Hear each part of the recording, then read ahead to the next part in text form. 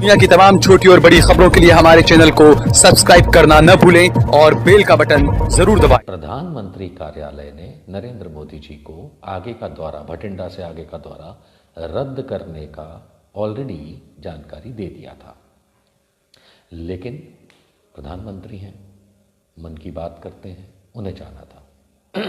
ठीक है भैया, लेकिन जब तक मौसम क्लियर होता तब तक 20-25 मिनट इंतज़ार वो कर चुके थे। मौसम क्लियर नहीं हुआ, आगे का हेलीकॉप्टर राइड जो उनका था वो परमिशन नहीं मिला और इसलिए वो सड़क से जाना पसंद किया उन्होंने। इसके बाद हम सब जानते हैं कि किसानों ने प्रोटेस्ट किया और इन्हें अपना काफिला 20-22 मिनट इंतज़ार करके फिर वापस भटिंडा जाना पड़ा बीच रास्ते से। ऐसा क्यों हुआ?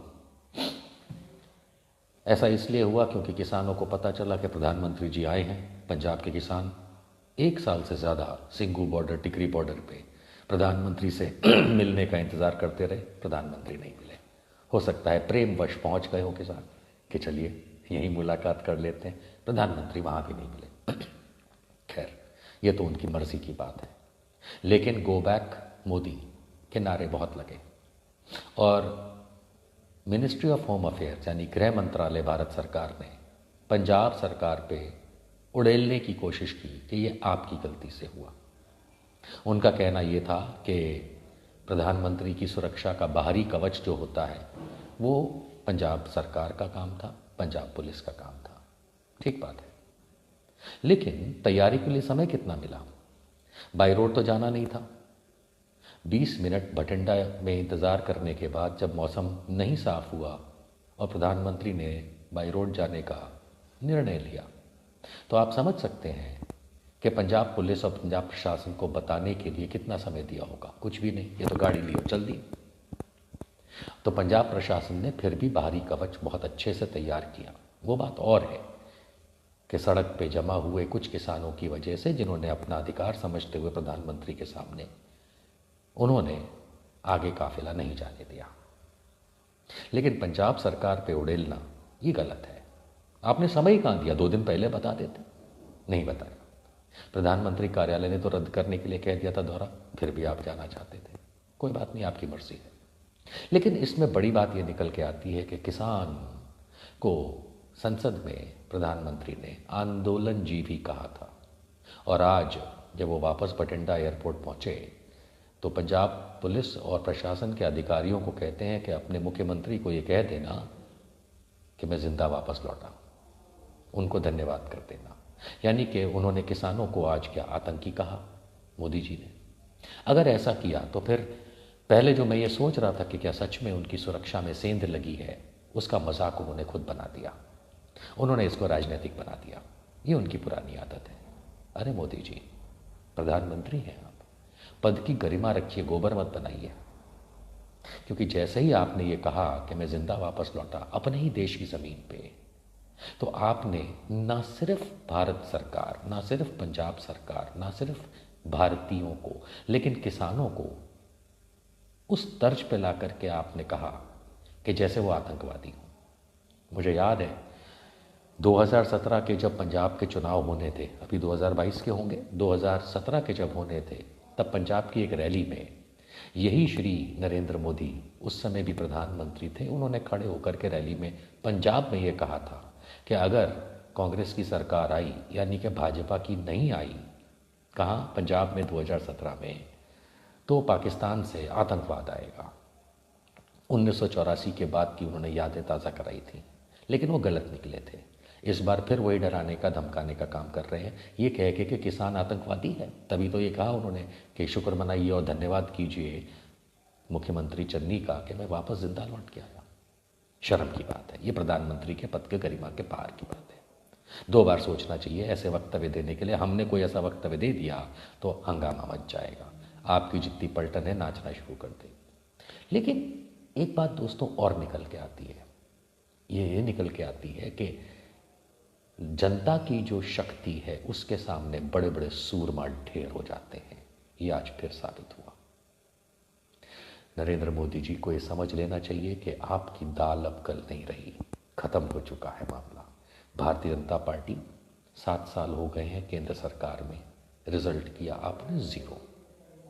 और अब किसान, जो कि 80% जनसंख्या भारत की किसान या किसानी से जुड़ी हुई है, उसके साथ इस तरीके का बर्ताव गलत है। और हमें तो ये भी जानकारी मिली कि पंजाब में, जहाँ हुसैनीवाला में, जहाँ कहीं भी ये फिरोजपुर ज़िले में डिस्ट्रिक्ट में रैली होनी थी, वहाँ पे 70,000 कुर्सियाँ लगाई गई थी। और आप सब ने पूरा दिन देखा होगा, 700 लोग भी नहीं आए। हो सकता है ये जानकारी प्रधानमंत्री को मिल गई हो और अपनी नाक ना कटे इसके चलते ये ड्रामा खुद किया। क्योंकि बहुत सोचने वाली बात है कि प्रधानमंत्री किस रास्ते से जाएंगे बाई रोड, ये फौरन डिसाइड हुआ। और ये फौरन डिसाइड होने में एसपीजी के सिवाय किस किस को पता होगा? तो पंजाब प्रशासन को बताया ही गया होगा, तभी तो पुलिस जो है पंजाब की, उसने पूरा का पूरा व्यवस्था करने की कोशिश की होगी। लेकिन साथ में भारतीय जनता पार्टी के जो अधिकारी होंगे, खुद पंजाब बीजेपी के, इन्हें भी पता होगा। तो हो सकता है कि इंटरनली मोदी जी ने डर के मारे अपने ही लोगों को बोला हो कि भाई एक हंगामा करवा दूं ताकि हम वापस चले जाएं। ये पॉलिटिक्स जो है, ये अरविंद केजरीवाल की भी थी। मुझे याद है कि 2017 के ही गुजरात विधानसभा के जब चुनाव होने थे, तब अरविंद केजरीवाल गांधीनगर से गांधीधाम कच्छ गए थे और रास्ते में उन पर स्याही फेंकी गई थी गाड़ी रोक करके, उन्हीं के लोग निकले थे।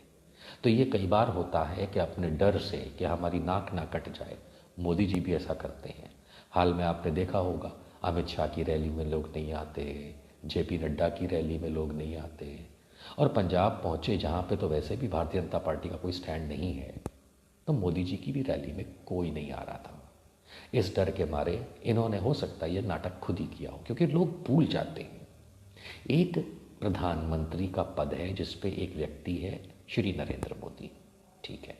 साथ ही साथ यही नरेंद्र मोदी भारतीय जनता पार्टी का नेता बन करके प्रचार करने भी जाता है, यानी कि स्टार प्रचारक बनता है।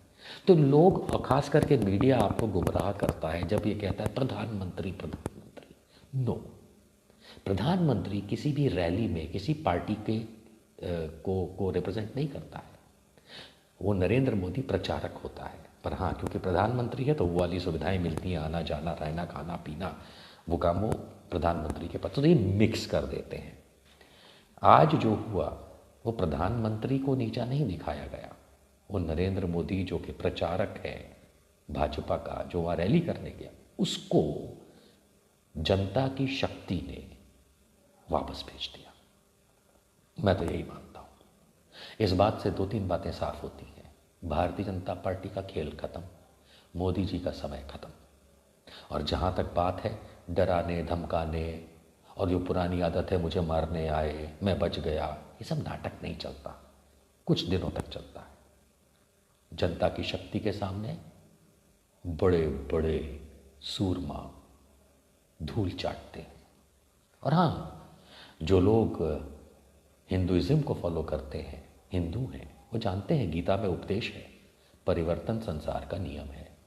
कहीं नहीं लिखा कि हमेशा एक जैसा समय होगा, और खास करके वैसा समय जो बुरा हो।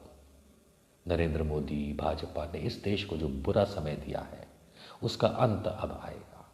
आप कोरोना के नाम पे जो करना है कर लो, आप भुखमरी को ना समझा पाओ ना सुलझा पाओ इस देश की, जो करना है कर लो। बेरोजगारी के नाम पे सब तरफ जो हंगामा हो रखा है, गरीबी बढ़ चुकी है, इकोनॉमिक्स ख़त्म हो चुकी है।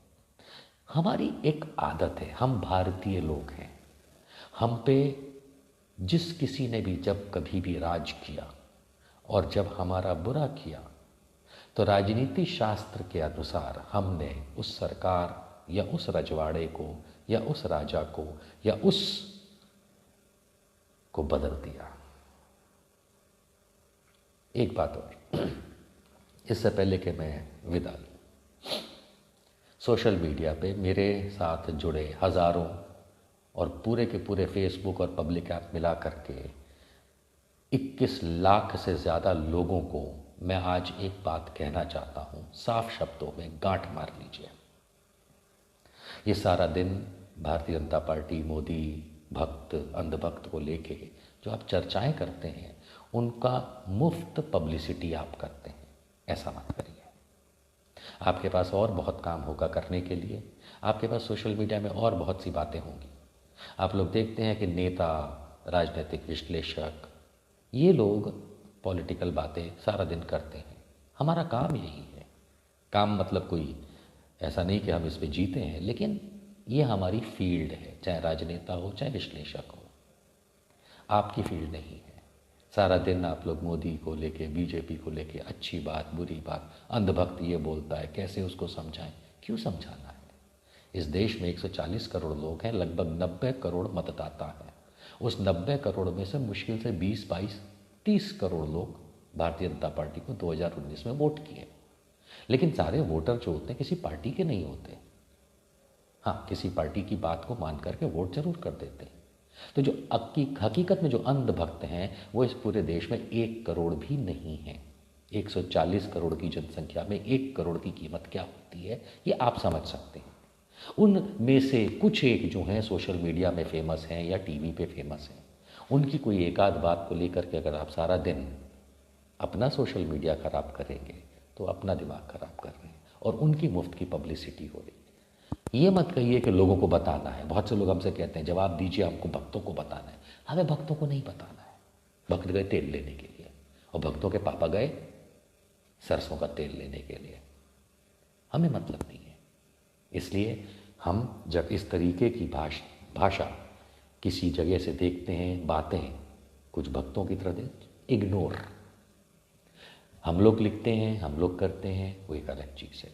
आप लोग जो करते हैं, मैं ये इसलिए कह रहा हूँ क्योंकि सोशल मीडिया एक ऐसा दैत्य है जो एक छोटी सी बात को बहुत दूर तक पहुंचा सकता है।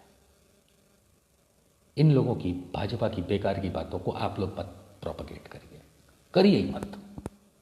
और ये जैसा पंजाब ने आज मोदी जी की स्टार प्रचारक बीजेपी की हालत की है, ये सूचक है किस बात का? समय खत्म होगा रे लल्ला, एकदम खत्म होगा। जय हिंद। आप देख रहे हैं देश लाइव, देश की आवाज।